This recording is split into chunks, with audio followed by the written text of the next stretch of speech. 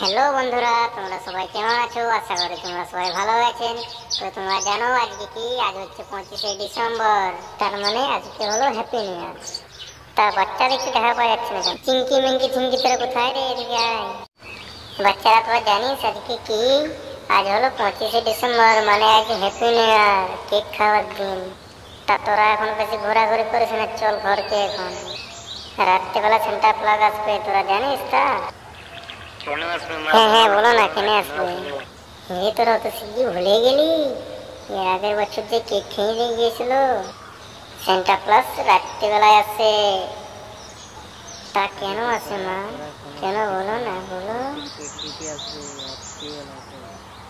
তোরা চল এখন বাড়িতে চল, রাত্রি হয়ে গেল।